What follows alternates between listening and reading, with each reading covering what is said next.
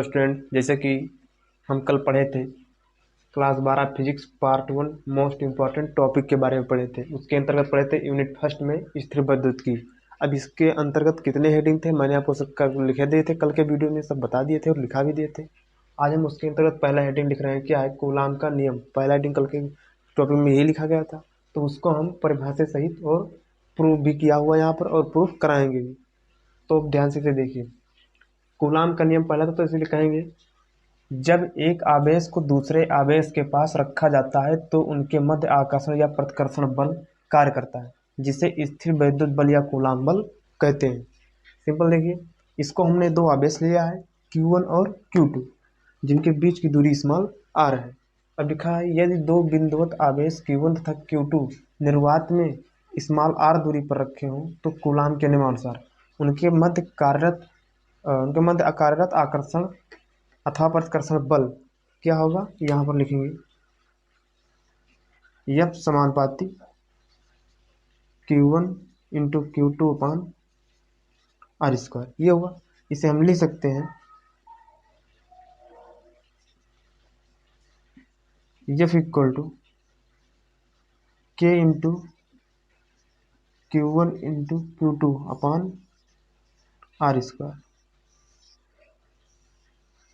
ये मेरा आ गया कूलाम के नियम का फार्मूला गया। जहाँ पर K क्या है यहाँ पर लिख सकते हैं, जहाँ K एक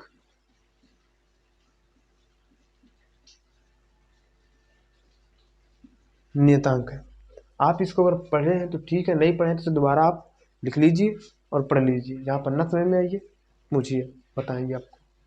ये स्क्रीनशॉट आप इसका ले सकते हैं। अब चलते हैं हम इसके नेक्स्ट वाले हेडिंग पर, टॉपिक पर क्या लिखा थे हम देखते हैं। अगला इसमें आता है हेडिंग विद्युत क्षेत्र की तीव्रता। उसमें अगला हेडिंग दिया गया था तो उसका हम लिखा दिए हैं, विद्युत क्षेत्र के किसी भी बिंदु पर प्रति एकांक परीक्षण धनावेश पर लगने वाले बल को उस बिंदु पर विद्युत क्षेत्र की तीव्रता कहते हैं।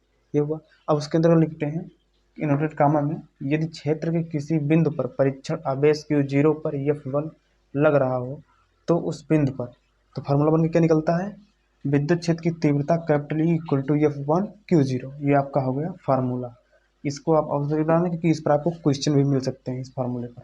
इसको रट के जाना, छोटे परिभाषा काट के छोटे से लिखाया हूँ आपको, इसकी जो आपको जल्दी याद हो जाए, बहुत छोटे से फार्मूला है। उसके बाद ये लिखा हुआ है, विद्युत क्षेत्र की तीव्रता एक सदिश राशि है, इसका सही मात्रा आपको पता होगा, न्यूटन प्रति कूलाम होता है। आप नोट कर सकते हैं। अगर कोई चीज़ ना समझ में आए तो पूछना जरूर स्टूडेंट। तो अब देखेंगे अगला हेडिंग, उसके आगे है। उसमें अगला हेडिंग था ये कि एक समान विद्युत क्षेत्र में द्विध्रुव पर बल आघूर्ण, ये नहीं था। तो उसके अंतर्गत हमें परिभाषा लिखेंगे उसकी, माना AB एक विद्युत द्विध्रुव है। उसके बाद लिखेंगे जिसके आवेश -Q तथा +Q के मध्य की दूरी 2D है। आगे लिखेंगे तब द्विध्रुव आघूर्ण क्या होगा, P equal to 2 into 2D होगा, Q इंटू 2D होगा सही। उसके बाद लिखेंगे यदि इस द्विध्रुव को एक समान विद्युत क्षेत्र में इस प्रकार रखा जाए कि द्विध्रुव आघूर्ण P विद्युत क्षेत्र कैपिटल E के साथ थीटा कोण बनाए। आगे लिखेंगे तब विद्युत क्षेत्र के कारण द्विध्रुव के +Q आवेश पर बल F1 equal to Q into E तथा -Q आवेश पर बल F2 equal to -Q into E हो। तो आगे इसका फिगर समझ लीजिए, आगे इसका हम आगे में बताते हैं क्योंकि जगह नहीं है। इसको आप नोट कर लीजिए फिर तो बताते हैं। उससे पहले आप ये समझ लीजिए, ये आपका क्या हुआ, ये आपके आवेश बने हुए हैं जो ये काले ब्लैक में है, निशान बने हुए तीर के एरो के, ये आपके हो गए आवेश। इसके बीच हमने एक यहाँ पर मान लिया +Q आवेश है और यहाँ पर मान लिया -Q आवेश है। तो इसका नाम मैंने दे दिया A, इसका नाम दे दिया मैंने B, इसका नाम मैंने B दे दिया। अब क्या देखते हैं कि जो हमने आवेश बनाया है कि +Q और -Q के बीच की दूरी 2D है, 2D मैंने लिख दिया। अब क्या पाते हैं, तो इसको नाम यहाँ पर क्रॉस करती है, इसको मैंने P नाम दे दिया। तो यहाँ पर जो ये है विद्युत क्षेत्र की तीव्रता है और यहाँ जो क्रॉस करती है 2D, यहाँ से क्या बनती है, थीटा कोण बनाती है। मैंने इसको लिख दिया, थीटा लिख दिया। इसको हमने क्या मान लिया, कैपिटल, इसको हमने मान लिया D sin थीटा। इसका नाम दे दिया C और बाकी सब सेम टू सेम। इसका हमने दे दिया, ये था +Q जो आवेश था, इसको माना था F1 इक्वल टू QE इसको हमने मान लिया F2 equal to minus Q E. आगे इसको आप नोट करिए, नहीं समझ आता है दोबारा पूछिए और इसके आगे हम बताते हैं, नोट कर लीजिए। तो स्टूडेंट अब देखेंगे अगले हेडिंग। उसके बाद अगली हेडिंग क्या थी? अगली हेडिंग थी आपका,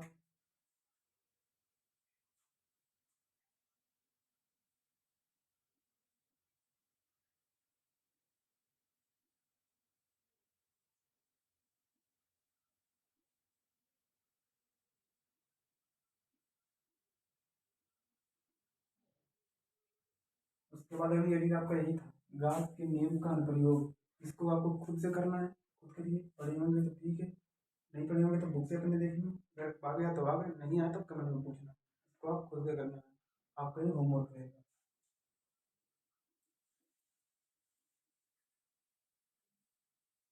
इसके बाद अगली हेडिंग आती है विद्युत विभव। तो इसका मैंने लिखा दिया है, इसका होता है प्रति एकांक परीक्षण आवेश को अनंत से विद्युत क्षेत्र के किसी बिंदु तक अत्वरित रूप से लाने में विद्युत क्षेत्र के विरुद्ध किया गया कार्य उस बिंदु का विद्युत विभव कहलाता है।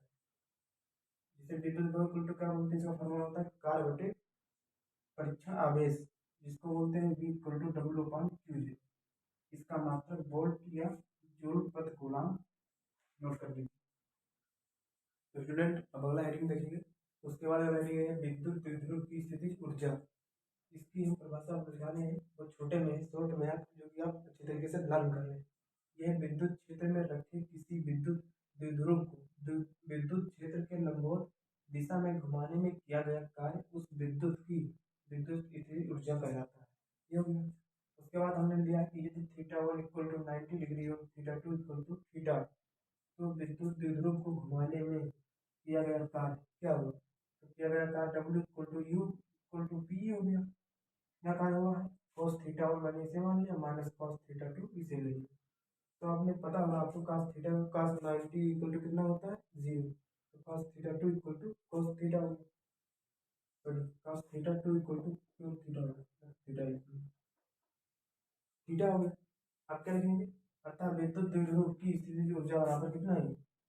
यू इक्वल टू यू रहेगा, चाहे पी लिखो चाहे यू लिखो, तो यू का यू इक्वल टू माइनस, ये यहाँ माइनस है तो minus P E cos theta. Simple सा बहुत आसान तरीका है, इसे बहुत जल्दी। तो स्टूडेंट अब अगला हेडिंग आता है, आपका अगला हेडिंग है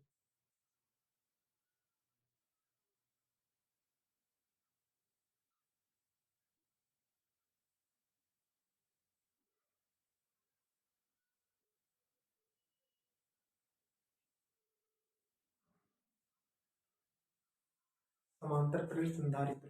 इसको आपको होमवर्क है, ये आपका, ये आपको होमवर्क है, आपको खुद ही करना है,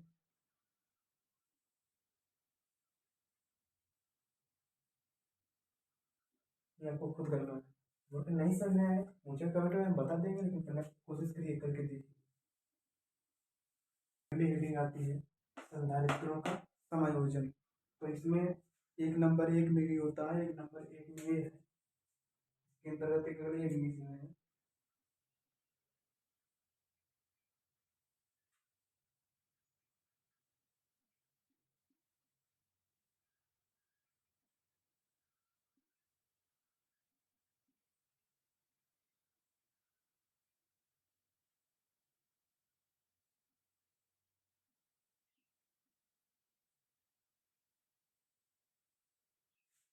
इसके अंतर्गत ये है श्रेणी, तो संधारित्रों का समायोजन ये हो गया। इसके अंतर्गत नंबर एक में है श्रेणी क्रम संयोजन।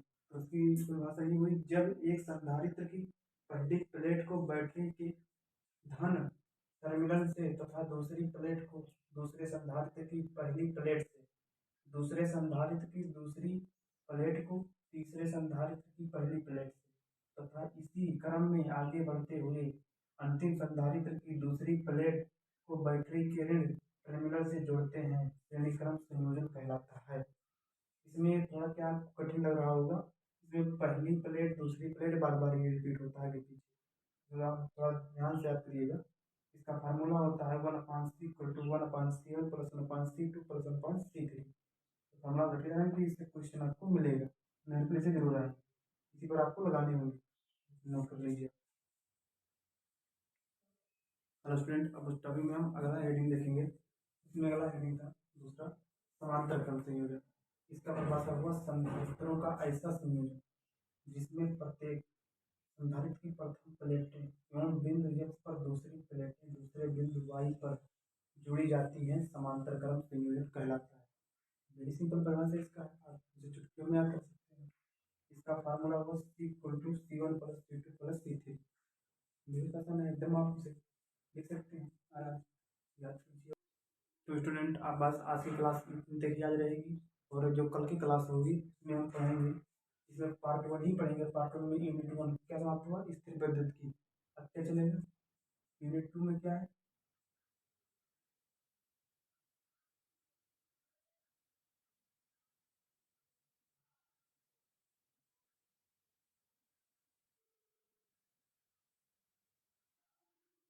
कल की क्लास में हम पढ़ेंगे विद्युत धारा के अंतर्गत।